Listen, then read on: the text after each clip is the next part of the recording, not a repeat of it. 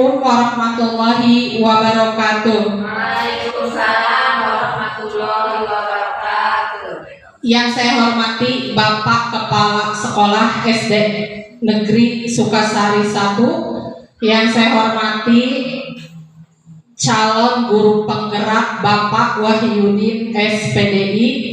Yang saya hormati Bapak dan Ibu guru SDN Sukasari 1. Alhamdulillah pada hari ini kita bisa berkumpul di tempat ruangan ini dalam rangka acara diseminasi budaya positif yang insya Allah nanti akan dibawakan oleh CGP Angkatan 10 Bapak Wahyudin SPDI di SDN Sukasari 1 Pulau Sari. Adapun susunan acara pada hari ini adalah satu pembukaan, yang kedua adalah sambutan dari Bapak Kepala Sekolah SDN Sukasari 1, yang ketiga adalah acara inti diseminasi budaya positif, yang keempat adalah penutup. Untuk mengawali acara ini, marilah kita bersama-sama buka acara ini dengan sama-sama membaca basmalah. Yang kedua, sambutan dari Bapak Kepala Sekolah SDN Sukasari 1 kepada Bapak Arif Rahman Hakim SAG MAG, kami persilahkan.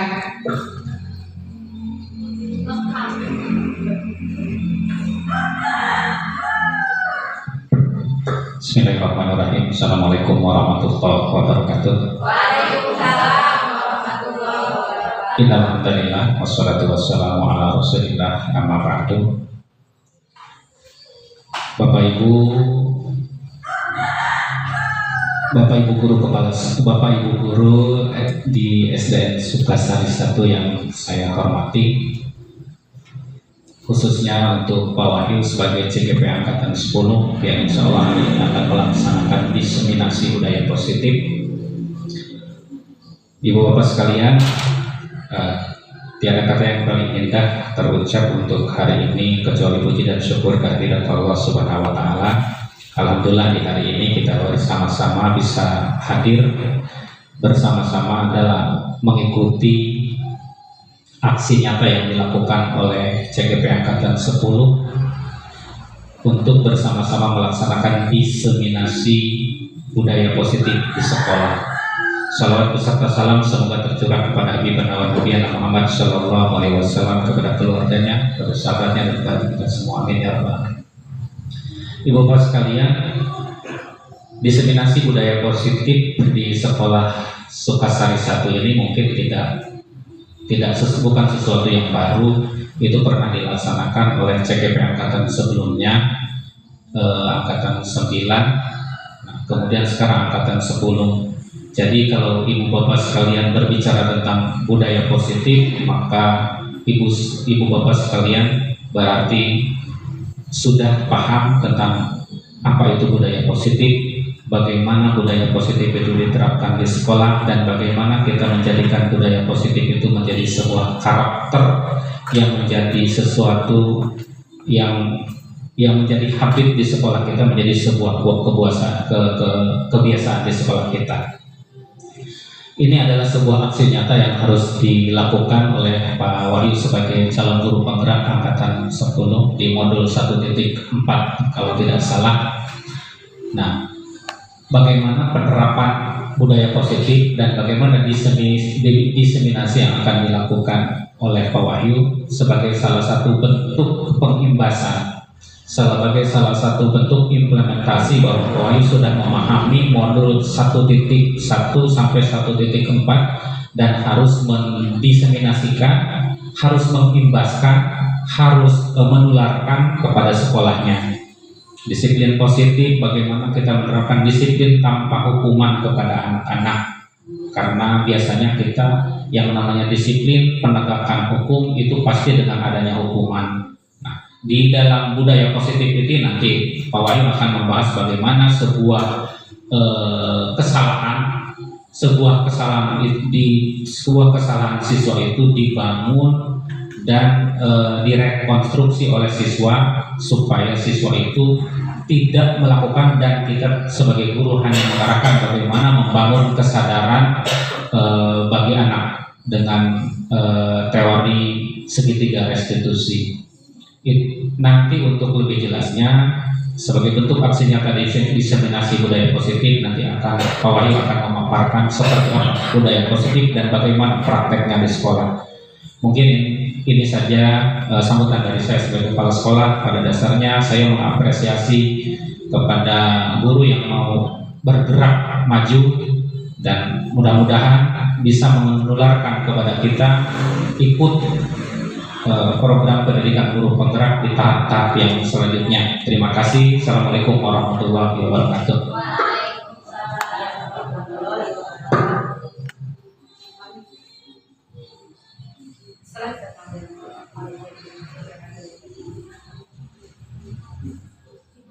Bapak Kepala Sekolah SDN Sukasari 1, Bapak Arif Rahman Hakim, yang telah memberikan sambutannya untuk acara diseminasi budaya positif ini. Yang selanjutnya adalah acara inti, yaitu diseminasi budaya positif, yang insya Allah akan dibawakan nanti oleh calon guru penggerak angkatan 10, Bapak Wahyudin SPDI. Kepada Bapak Wahyudin SPDI, disilakan.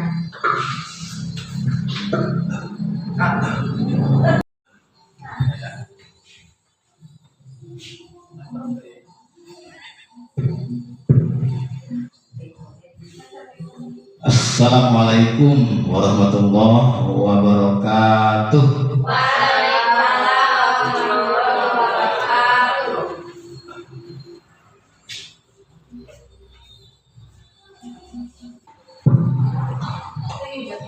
Alhamdulillahirabbil alamin, wassalatu wassalamu ala asrofil anbiya'i wal mursalin wa ala alihi wa sahbihi ajmain.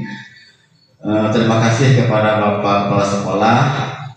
Terima kasih juga kepada rekan Bapak dan Ibu guru di SDN Negeri Sukasari 1 atas waktunya bisa menyempatkan untuk ikut serta dalam kegiatan diseminasi budaya positif sebagai tugas saya sebagai calon guru penggerak angkatan 10 dari Kabupaten Pandeglang.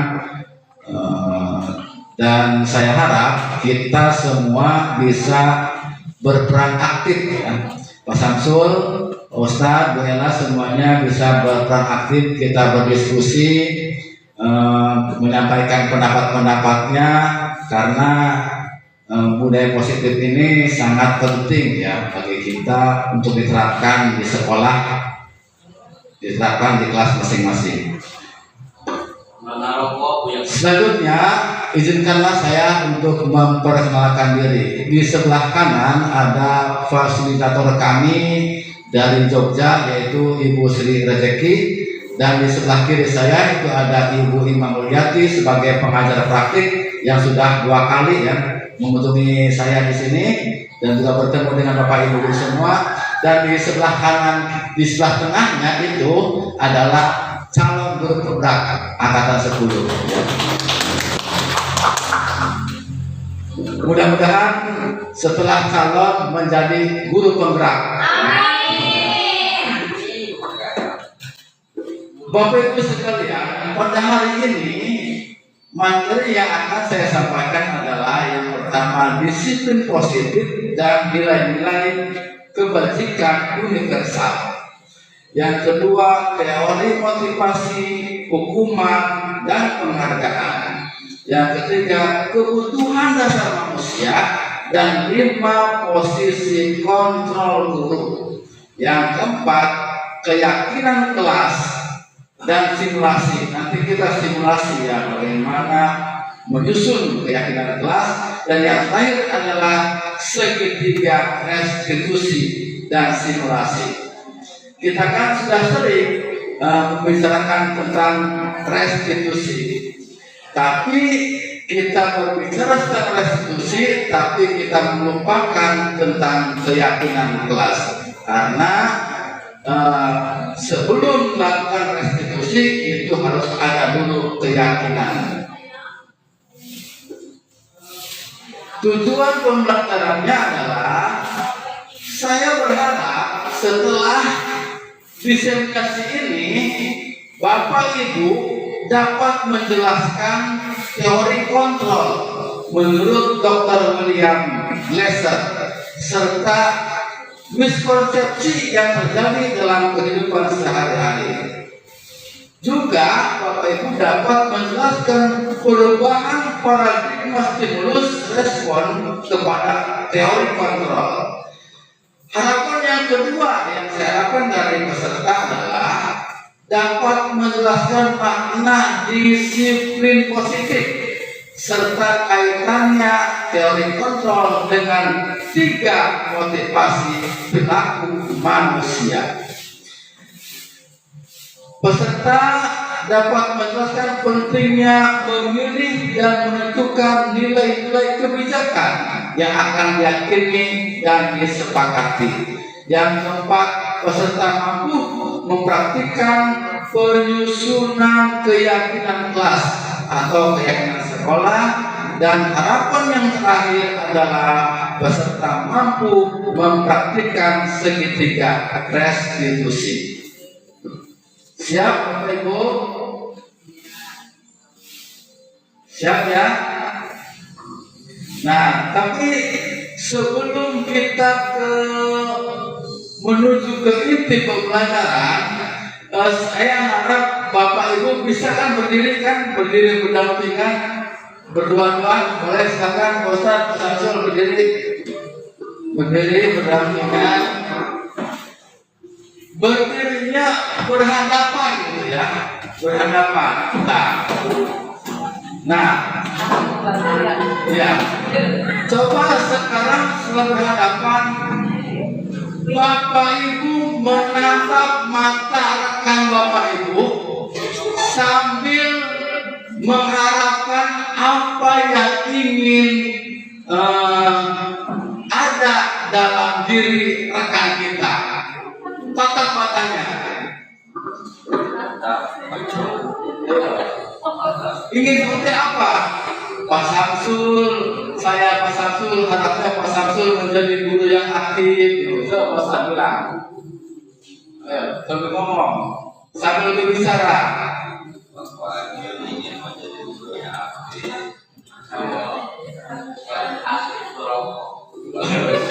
Ya, Pak Samsul ke Pak Ustadz harapannya bagaimana? Ustadz jadi apa? Bapak Ustadz mau jadi guru apa?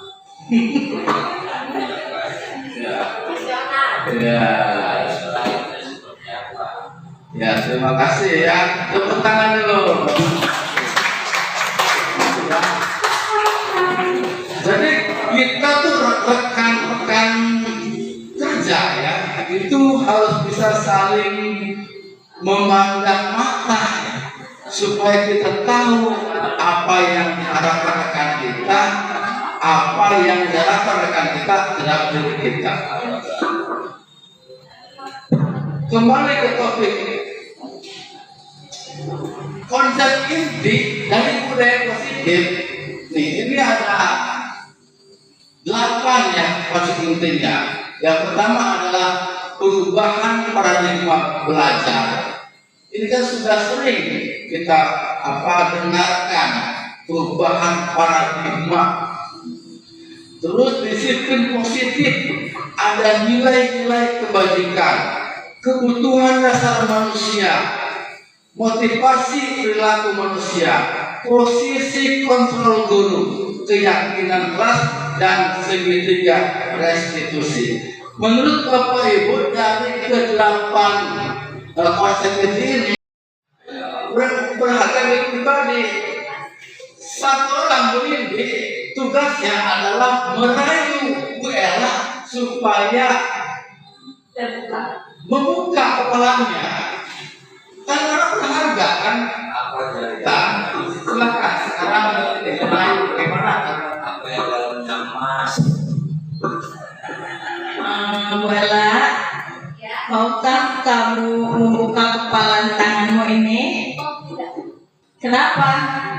Karena ini rahasia kalau Nanti saya berikan imbalan yang Ustaz, jika kamu mau membuka kepalan ini, bagaimana? Ada di dalam amplop rahasia. Iya. Ini berharga bagi saya. Di dalam amplop lebih berharga daripada ini. Saya tidak mau tahu yang lebih berharga.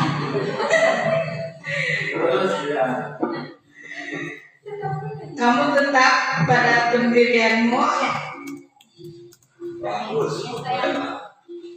Baiklah, kalau kamu tetap pada pendirianmu, saya tidak akan memaksa.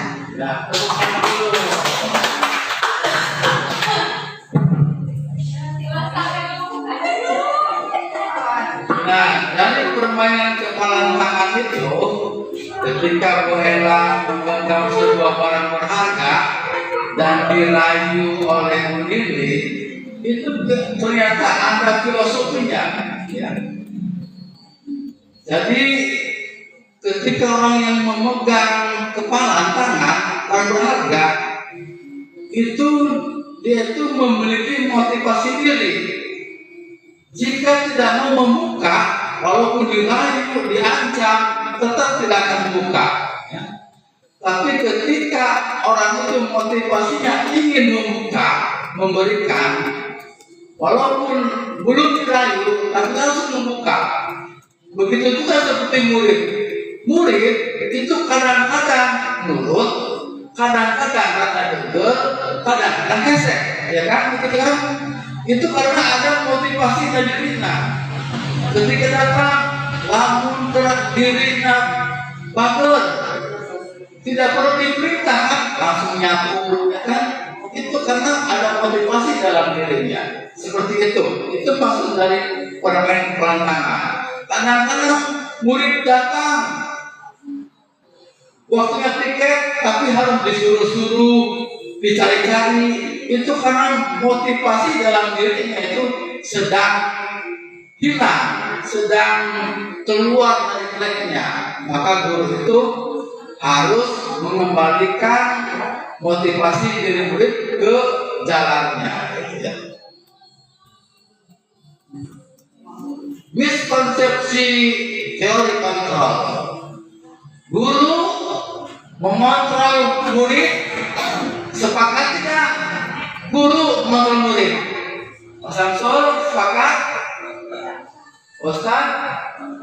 Guru mengontrol murid. Setuju? Setuju? Iya, setuju. Tapi pada dasarnya kita tidak dapat memaksa murid untuk berbuat sesuatu. Ya. Jikalau murid tersebut memilih untuk melakukannya. Jadi ketika murid nurut mau mengerjakan sesuatu, itu bukan karena guru yang mengontrolnya, tapi ada dalam dirinya. Seperti yang tadi yang saya katakan, ketika murid itu kadang-kadang baik, kadang-kadang melawan, kadang-kadang tidak mau mendengarkan, itu karena ada dalam dirinya masing-masing. Ketika kita menganggap bahwa guru yang mengontrol murid itu tidak tepat, ya, bahwa yang mengontrol dirinya adalah murid itu sendiri. Guru itu tugasnya hanya mengembalikan murid itu ke jalannya, jadi ke motivasi awalnya. Selanjutnya, bahwa kritik dan membuat orang merasa bersalah dapat menguatkan karakter. Setuju? Ya, di sini penguatan positif atau bujukan dalam bentuk kontrol, ya. Segala usaha untuk mempengaruhi murid agar mengulangi suatu perilaku tertentu. Jadi ketika murid itu berbuat baik, kita itu segera memberikan kontrol positif. Ini pinter banget, tulisnya cepat, paling awal. Nah, kan itu namanya memberikan masukan kontrol yang positif. Segera ada betul, Bu Guru sudah. Kita dulu jangan diam saja, langsung beri apresiasi. Beri tepuk tangan atau senyuman. Pintar sekali Adnan, nulisnya paling cepat. Nah, dari kontrol positif itu nanti akan tersimpan di hati murid. Ingat lagi murid, ingat, kamu nulis paling cepat, kayak udah jadi nilai positifnya keluar, ya kan? Itu sudah ya. Tentunya bahwa semua penguatan positif efektif dan bermanfaat. Setuju? Betul. Bahwa orang dewasa memiliki hak untuk memaksa. Betul tidak? Bahwa orang dewasa, guru, ya, memiliki hak untuk memaksa murid. Sepakat? Tidak. Oh, tidak ya. Jadi banyak orang dewasa, banyak guru berpikiran bahwa guru itulah punya hak untuk memaksa. Padahal semua itu memaksa itu membuat murid-murid berbuat hal-hal tertentu. Jadi kadang-kadang ketika murid inginnya belajar di lapangan yang terbuka, tapi gurunya memaksa di kelas baik, itu akan terjadi, muridnya ini akan menjadi buta, melawan, ya? Karena tidak sesuai dengan motivasi dirinya. Nah, di sini siapa sesungguhnya yang memiliki kontrol, ya? Stimulus respon. Kita itu berpendapat mencoba mengubah orang agar berpandangan sama dengan kita. Dalam teori kontrol, kita berusaha memahami pandangan orang lain tentang dunia. Perilaku buruk dilihat sebagai suatu kesalahan. Dalam teori kontrol, semua perilaku memiliki tujuan. Ya. Ketika anak bermain, ketika belajar atau memukul, itu punya tujuan, ada tujuannya. Dalam stimulus respon, orang lain bisa mengontrol saya. Tapi dalam teorinya, dalam teori kontrol, hanya saya yang bisa mengontrol diri sendiri. Ya. Saya bisa mengontrol orang lain, itu dalam stimulus respon. Tapi dalam teori kontrol, saya sendiri tidak bisa mengontrol orang lain. Itu kita yang tidak bisa mengontrol orang lain. Dalam stimulus responnya, pemaksaan ada pada saat bujukan gagal. Ketika kita merayu membujuk gagal, harus dipaksa. Tapi dalam teori kontrolnya, kolaborasi dan konsensus menciptakan pilihan-pilihan baru. Dan yang terakhir dalam stimulus respon, model berpikir menang atau kalah. Tapi dalam teori kontrolnya adalah pemikiran kita adalah menang dan menang. Jadi pemikirannya menang dan menang. Jadi jangan tidak lagi berpikiran tentang menang atau kalah, tapi harus menang dan menang. Ya. Tidak ada kalah. Selanjutnya kita masuk ke teori motivasi, hukuman, dan penghargaan.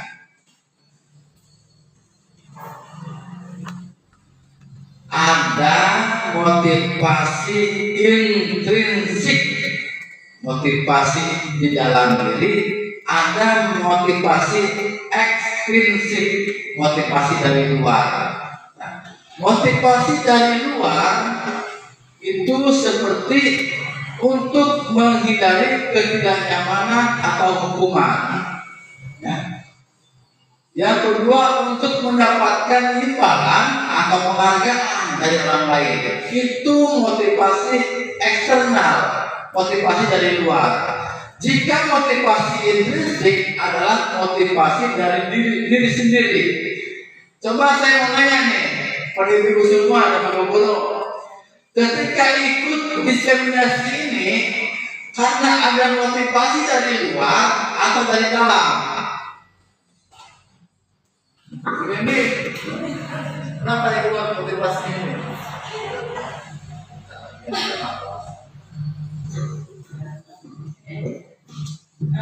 Saya mengikuti diseminasi ini karena ingin menambah wawasan. Bela.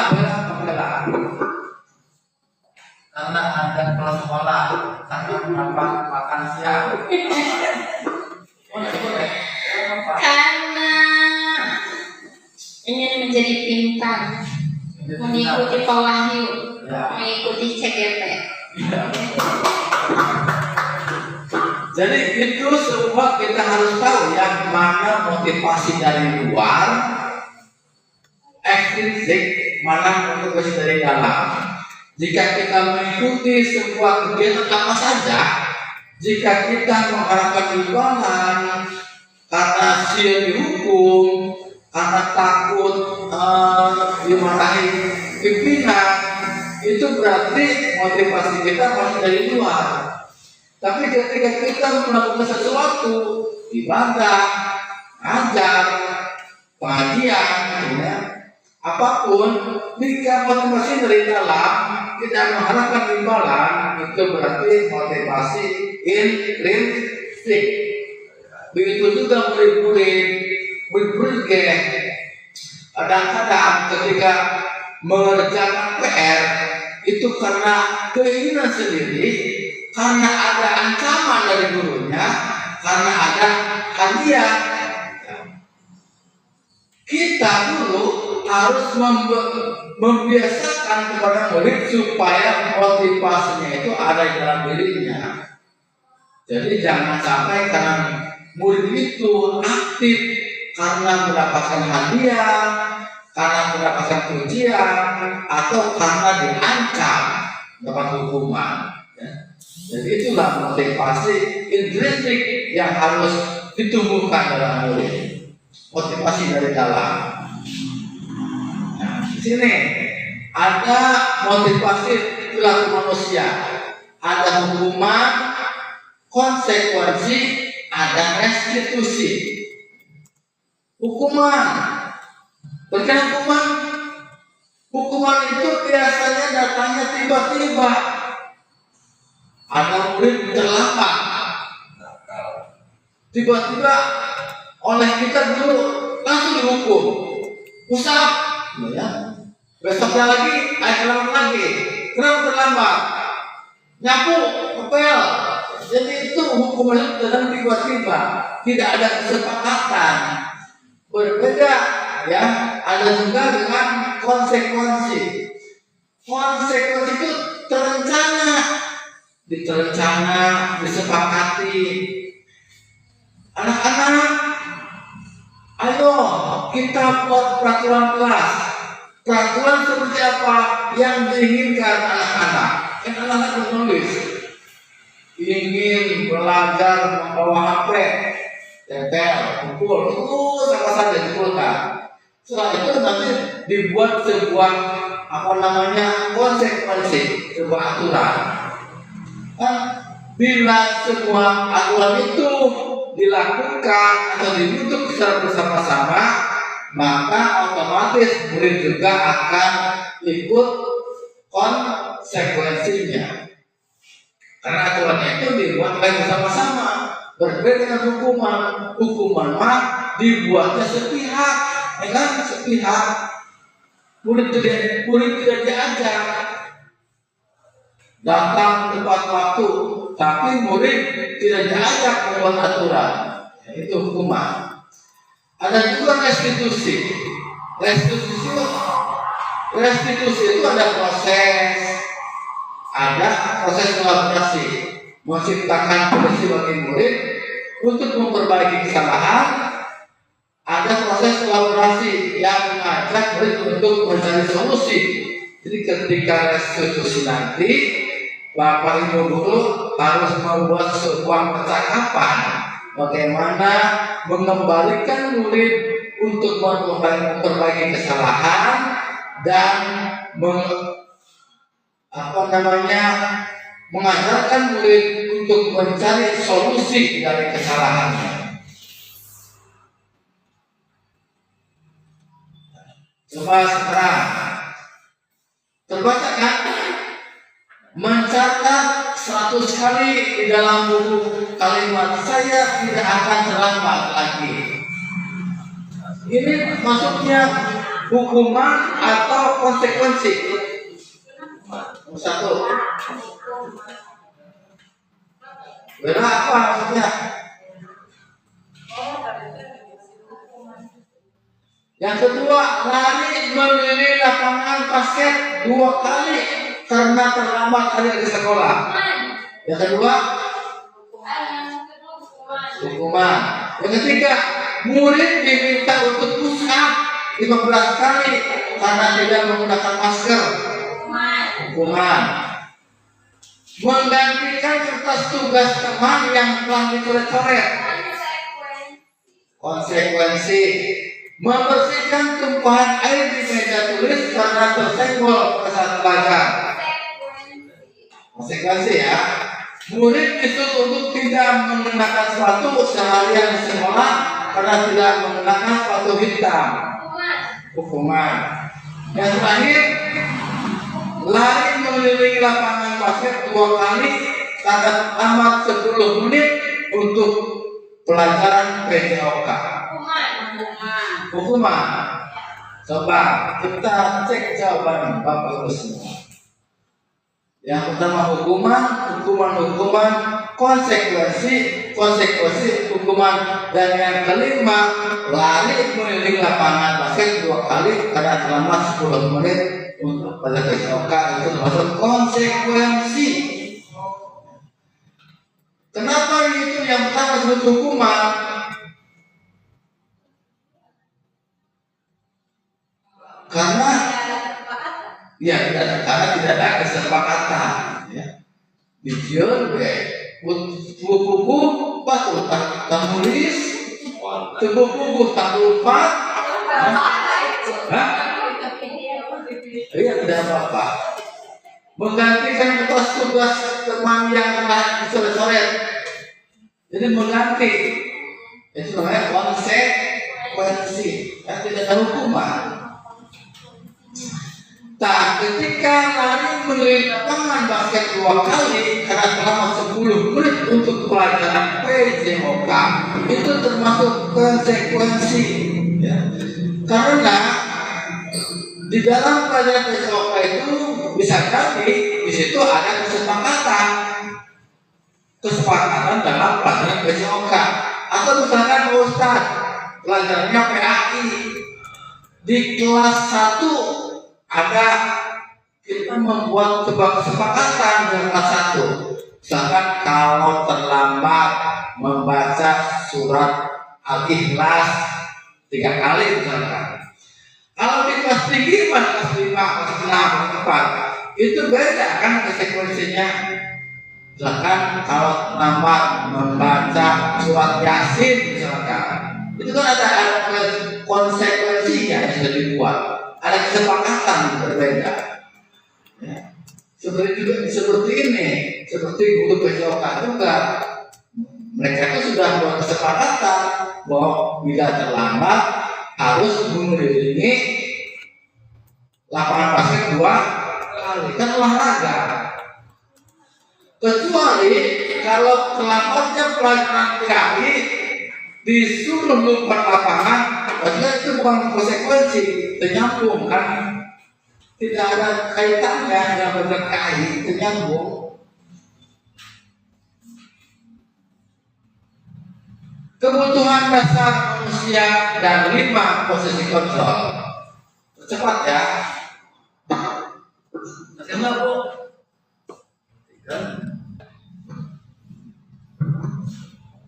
Kebutuhan dasar manusia.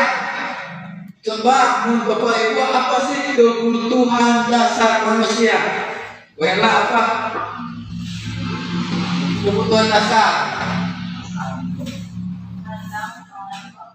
Makan, minum, Sandang, makan, sandang, pangan, apa? Ustaz, apa kebutuhan dasar?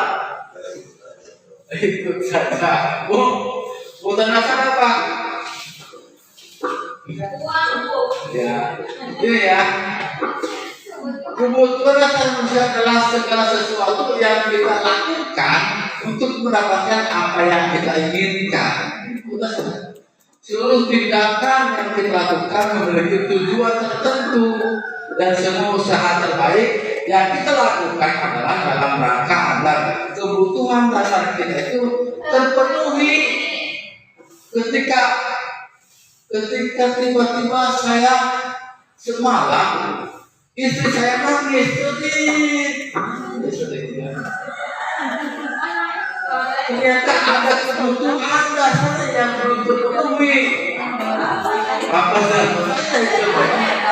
Ya. Semua itu bisa berbuat apa saja karena kebutuhan dasar. Ya.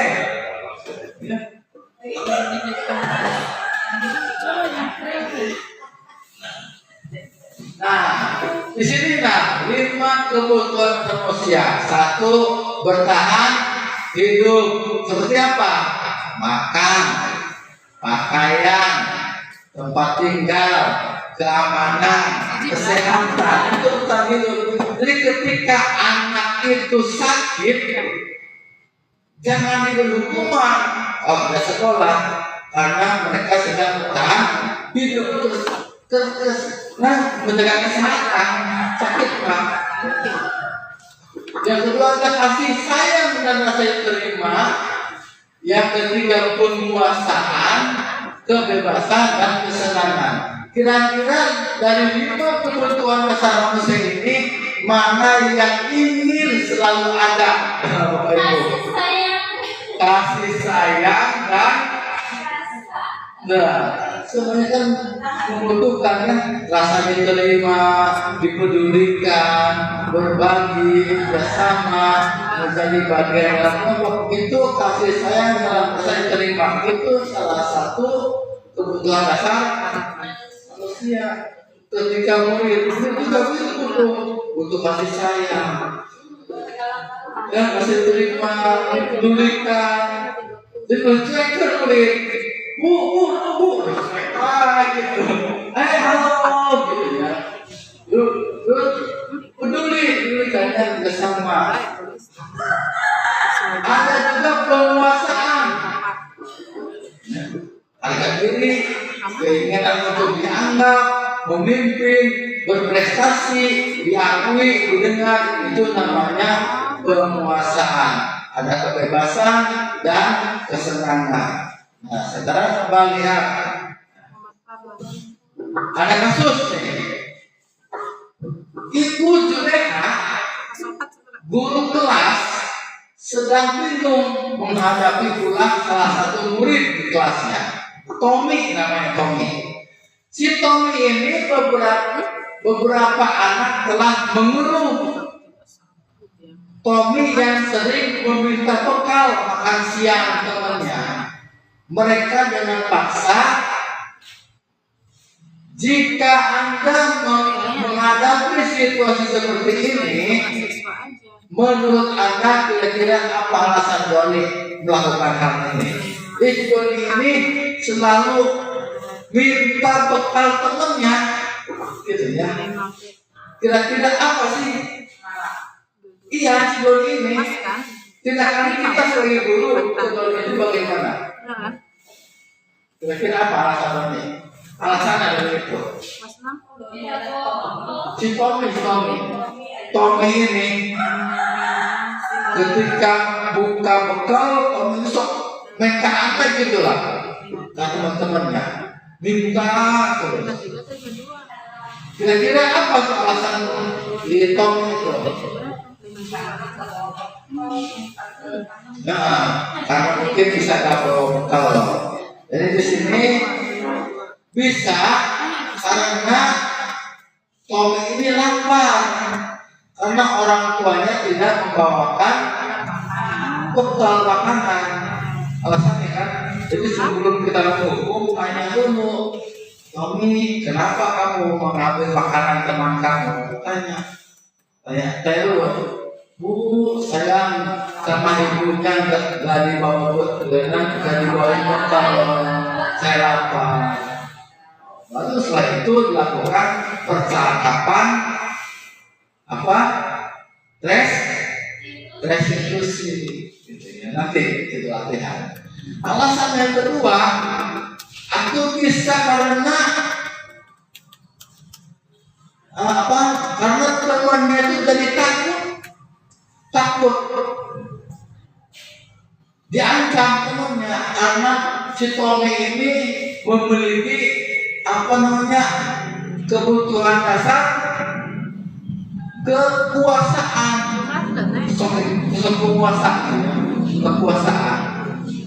Teman-teman dia takut. Tanya dulu, kenapa Tommy mengambil uang? Karena saya hebat, gitu ya. Karena kamu merasa jago, gitu ya. Karena ada kebutuhan atau kekuasaan. Alasan ketiga, karena merasa bosan di kelas main gitu deh. Ya, akhirnya membuat ulah, ambil makanan, ngoret-ngoret bangku, dan buku batur. Itu karena murid itu membutuhkan kebebasan, ada rasa kebebasan. Ada juga kesenangan, iseng-iseng doang. Padahal mah bekal bawa, uang ada, tapi hayang gitu kan buat mereka karena kesenangan. Senang itu senang olahragaan gitu kan. Ya. Sekarang kita masuk ke 5 posisi kontrol guru.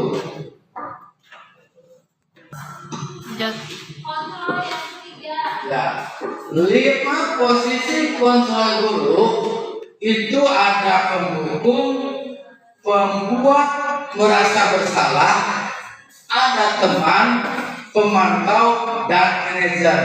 Kira-kira kita nih, posisi kita itu ada di mana? Ustaz, ada teman, sebagai teman ya. Ustaz sebagai pemantau gitu ya. Ibu di mana posisinya? Penghukum, manajer. Berdiri di mana? Teman. Baik ya. Terperiksa. Nah, ini yang posisi kontrol. Penghukum. Biasanya penghukum itu ciri-cirinya menghati, ya. Kamu tiap hari selamat saja, bukan penghukum kan? Ini sampai itu tiap, itu namanya apa? Penghukum. Ya. Terus apa nanti dampaknya ke murid? Murid itu nanti bisa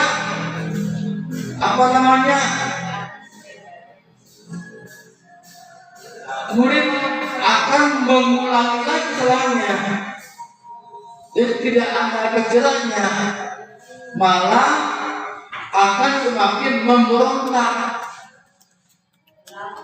terus menyalahkan orang lain. Orang itu Pak, alasan kemana-mana.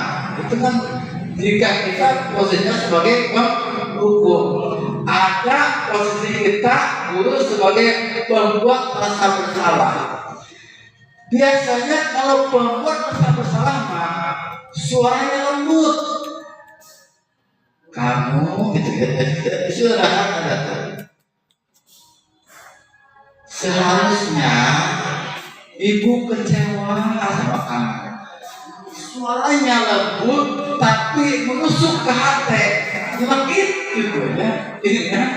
Pernah kan bahasanya lembut tapi nyelekit. Apa tuh? Nih, makin amat. Lembut bahasanya mah, ya. Ya, nanti itu membuat murid menjadi merasa rendah diri. Itu ciri posisi kedua membuat merasa bersalah. Ada posisi teman. Kalau di posisi teman membuat alasan-alasan untuk muridnya, yang jelaskan, ayo lakukan demi ibu, ayo demi sekolah, gitu ya, ayo. Gitu ya. Masa kamu tidak mau? Ingat, tidak ibu pernah bantu. Ingat tidak, ibu pernah bantu, gitu kan? Terus karena masa teman dia, ayo lakukan. Karena ibu senang, gitu kan? Karena ibu senang. Karena dampaknya nanti bila posisi guru sebagai teman itu murid jadi lemah, tidak mandiri, dia selalu bergantung pada guru. Guru kaya, terjadi dengan ulama, terjadi ya, karena anggaplah teman gitu. Guru kaya, dia sudah. Ada posisi pemantau. Pemantau itu biasanya menghitung-hitung dan mengukur-ukur. Diukur-ukur baik. Ukur-ukur ya. Ya, cara memantau itu. Jadi murid meletakkan guru, pemantau dan hukuman di dunia berkualitas. Dampaknya nanti terhadap murid menitik beratkan pada sanksi atau hadiah untuk dirinya. Ini kan udahlah, kita karena tidak ada pak gurunya, kita tulisnya asal-asalan aja karena tidak ada guru, tidak ada yang mantau. Nah, Pak Guru juga keluar, kita juga bebalangan, karena tidak ada yang memantau. Itulah posisi guru sebagai pemantau. Jadi guru hadir di kelas, guru memantau baik. Jika tidak dipantau, murid acak-acakan, berantakan. Nah, yang kita harapkan adalah guru berada di posisi sebagai manajer. Manajer itu mengajukan pertanyaan. Apa yang kita yakini, apa yang bisa kita kerjakan, itu nanti ada dalam restitusi. Nanti kita berarti setelah ini kita berarti restitusi. Dampaknya nanti adalah mengevaluasi diri, bagaimana cara memperbaiki diri. Jadi evaluasi diri dulu, baru kita memperbaiki diri.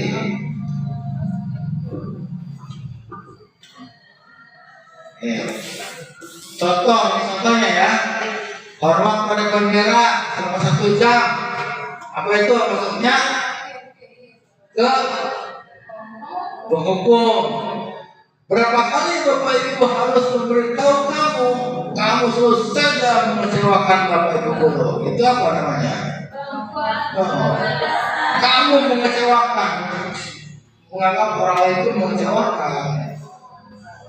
Terus ada juga, ayo dong ikut aturan sekolah, tolong bantu sebagai teman kan, tolong. Ada juga, kamu sudah melanggar peraturan sekolah, kamu tahu konsekuensinya, seumpama kamu beli atribut seragam, ada berita-berita yang lain, memantau. Nah, yang seharusnya yang posisi kita adalah ada di posisi manajer. Apakah kamu tahu kesalahanmu? Tanyakan ke murid. Kira-kira bagaimana kamu akan memperbaiki kesalahanmu? Jadi tahu, murid tahu kesalahannya dan tahu cara memperbaiki dirinya. Ini kalimat-kalimatnya, saya kecewa, ya. Kita lewat saja.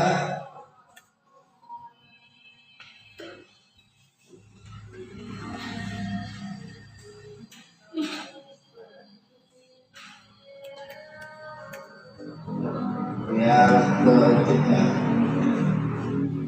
Nah, hukuman sesuatu yang menyakitkan harus terjadi. Ya. Hukuman kan menyakitkan, ya boleh. Kalau konsekuensi sesuatu harus terjadi. Ini rasanya ya. Sekarang masuk ke keyakinan kelas. Kenapa sih harus keyakinan kelas? Kenapa bukan peraturan kelas? Siapa? Nih, kenapa harus keyakinan kelas? Kenapa tidak peraturan?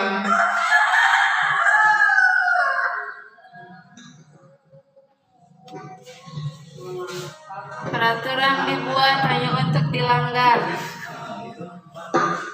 Kenapa keyakinan bukan peraturan? Kalau keyakinan kan dari diri sendiri sebenarnya. Kalau peraturan kan yang dibuat guru. Kalau keyakinan dibuat diri sendiri, kalau peraturan dibuat guru. Ini kita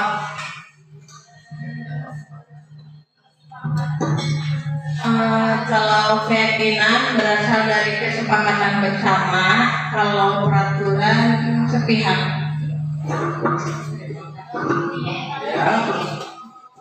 ya betul, semuanya betul ya. Keyakinan itu dilakukan secara disusun berdasarkan bersama-sama. Ya. Jadi semua itu untuk mendukung motivasi intrinsik. Apa tadi motivasi intrinsik? Motivasi dari dalam dirinya sendiri, ya. Bukan intrinsik. Jadi motivasi dalam dirinya, tidak ada hukuman, tidak ada ancaman, juga tidak mengharapkan hadiah. Itu namanya motivasi intrinsik. Jadi semua murid nanti mengajukan sebuah peraturan untuk dikumpulkan ke guru, nanti dibuat sebuah kesepakatan, jadilah sebuah keyakinan kelas atau keyakinan sekolah. Bila hukuman itu dibuatnya secara sepihak, dibuat oleh orang tertentu, itu namanya hukuman. Lanjut ya. Ini cara membentuk keyakinan kelas bersifat abstrak, berupa pernyataan universal, dibuat dalam pernyataan positif, kalimatnya positif. Singkat saja, tidak banyak, 5 ya, atau 3 itu kesepakatan. Sesuai dengan kondisi kelas, semua warga sekolah dilibatkan. Bagian 1 yang pertama itu menggali peraturan-peraturan yang perlu disepakati. Nanti prakteknya yang masuk di kelas. Lewat dulu yang kedua, mengubah peraturan yang sudah dibuat dengan kalimat positif. Terus yang ketiga, menyanyikan peraturan-peraturan yang sudah dibuat menjadi nilai kebajikan. Yang keempat, kegiatan pendalaman keyakinan kelas tampak seperti, tidak tampak seperti. Dan bagian kelima, kegiatan pendalaman keyakinan kelas. Itu tentang keyakinan kelas. Sekolah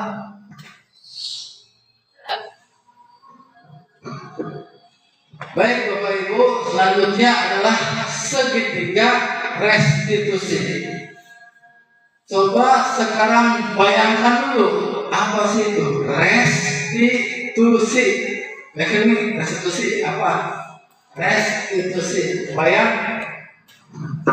Restitusi. Apa aja? Restitusi. Restitusi apa sih? Memperbaiki kesalahan. Kesalahan. Nanti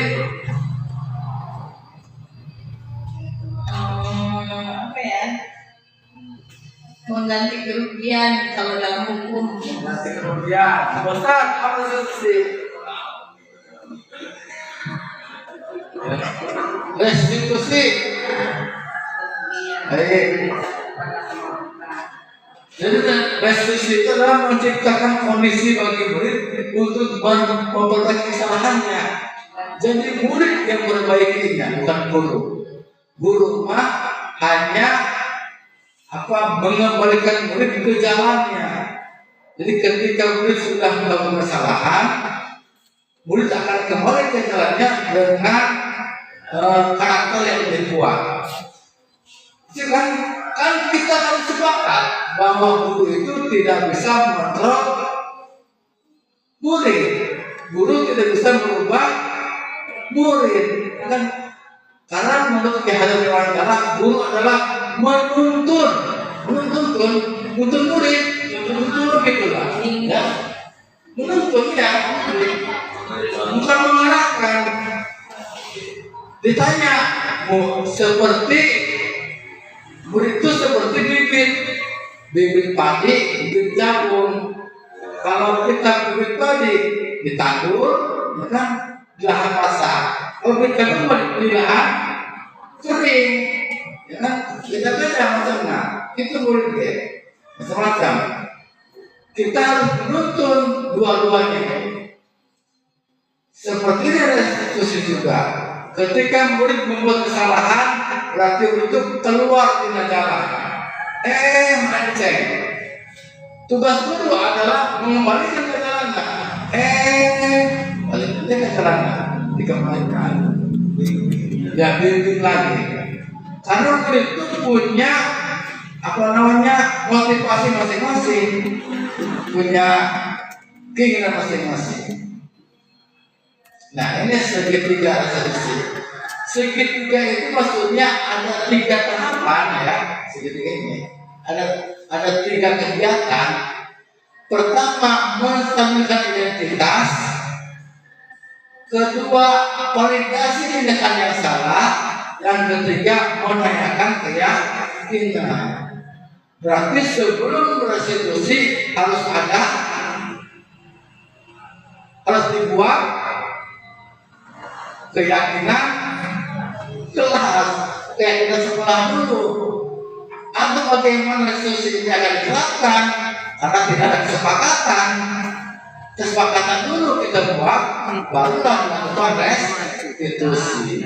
Ya. Ditanya, nih contoh kalimatnya, menstabilkan identitas misalkan ya. Berbuat salah itu hal yang manusia, misalkan ada murid berbuat salah, dia tanya, berbuat salah itu hal yang manusiawi, bapak juga pernah berbuat salah. Nah, ketika guru berbicara seperti itu, murid tidak akan takut, mosial, murid akan jadi jujur, mengakui kesalahannya. Bapak ibu tidak tertarik untuk mencari tahu siapa yang benar, siapa yang salah.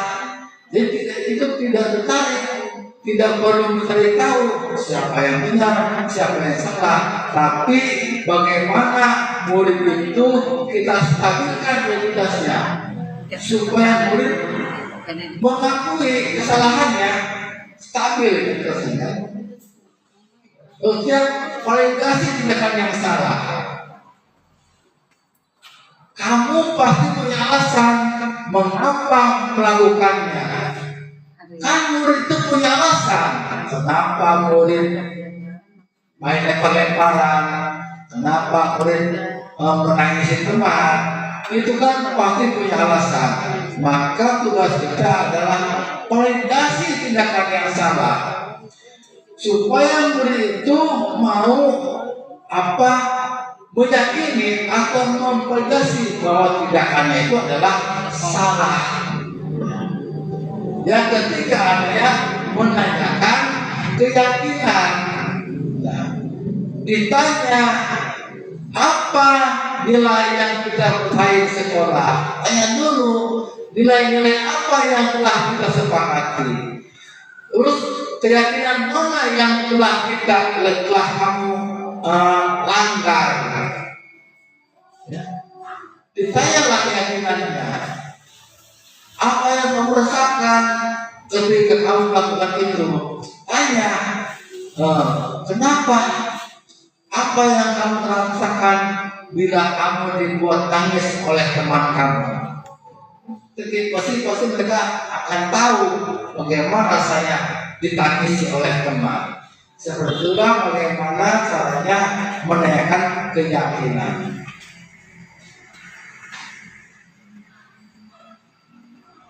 Nah, sampai sini. Dengan ada nih kelas 5 membuang sampah sembarangan. Terus ada yang melapor ke kita, ke guru. Kira-kira apa yang pertama kita lakukan? Kalimat ini yang pertama itu apa? Menstabilkan identitas. Kira-kira kalimatnya apa kalimatnya? Manggil. Misalkan ada si Abnan, panggil. Pertama kan menstabilkan identitas dulu. Stabilkan identitasnya. Abnan, tadi kata teman kamu Abnan buang sampah sembarangan ya? Iya. Berarti kalau tidak iya berarti anak stabil identitasnya, mengakui kesalahannya. Setelah itu baru validasi tindakan yang salah. Abnan, tahu tidak kalau membuang sampah sembarangan itu salah, tidak benar. Oh iya Pak, tidak benar, mohon maaf. Itu kan berarti itu validasi tindakan yang salah, mengetahui tindakan yang salah. Selanjutnya adalah menanyakan keyakinan. Abnan, kemarin kan kita sudah buat kesepakatan, membuat keyakinan harus menjaga kebersihan. Oh baik Bapak, karena saya salah, saya minta maaf karena saya sudah melanggar keyakinan. Itulah sebetulnya kalimat-kalimat restitusi. Ada 3 tahapannya, ada tiga tahapan: menstabilkan, memvalidasi, dan menanyakan keyakinan kelas. Siap ya? Nanti simulasi. Bapak Ibu sekalian, seorang guru yang baik harus memiliki kemampuan dalam mewujudkan budaya positif di sekolah. Budaya positif tersebut dapat dijalankan dengan menerapkan konsep-konsep seperti disiplin positif, motivasi perilaku manusia, keyakinan sekolah atau keyakinan kelas, kebutuhan dasar manusia, posisi kontrol restitusi, dan segitiga restitusi. Sekarang mau tanya, bagaimana perasaan Bapak Ibu setelah mengikuti desainasi ini?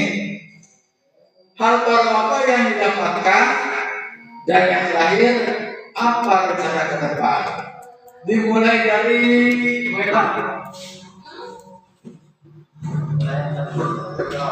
Perasaan saya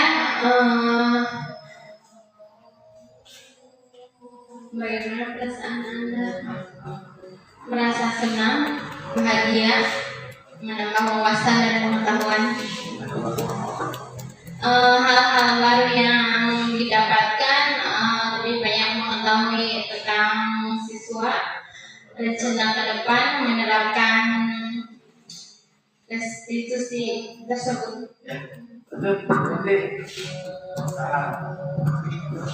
Perasaannya yang pasti senang. Terus hal yang didapatkan, bagaimana cara menghadapi murid.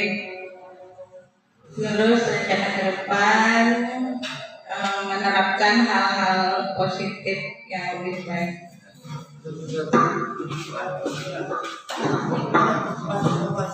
Saya perasaannya kok galau ya Pak Wahyu setelah mendengarkan diseminasi ini. Saya mampu nggak nanti menerapkan ke siswa dan siswi, tapi saya siap rencana ke depan nanti akan mengubah perilaku siswa dengan cara menulis keyakinan di masing-masing kelas. Itu saja untuk Bapak Wahyu.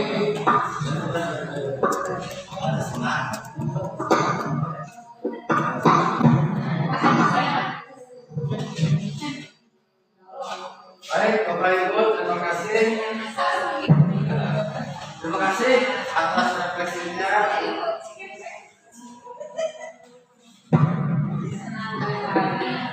Terima kasih atas waktunya, terima kasih juga atas refleksi yang telah diberikan. Dari saya sebagai calon guru penggerak sampai di sini diseminasi budaya positif. Kurang lebihnya saya mohon maaf. Wabillahi taufiq wal hidayah. Wassalamualaikum warahmatullahi wabarakatuh. Waalaikumsalam. Kembali ke MC. Itunya dulu. Kakak. Terima kasih kepada Bapak Wahyudin SPDI selaku CGP Angkatan 10 telah mengimbaskan kepada guru-guru SDN Sukasari 1 tentang budaya positif. Terima kasih Bapak Wahyu atas ilmunya. Semoga bermanfaat bagi kita semua dan diterapkan di sekolah kita. Amin ya rabbal alamin. Untuk acara penutup, marilah kita tutup dengan membaca hamdalah. Saya sebagai pembawa acara mengucapkan terima kasih dan mohon maaf bila ada kekurangan. Billahi taufiq wal hidayah. Assalamualaikum warahmatullahi wabarakatuh.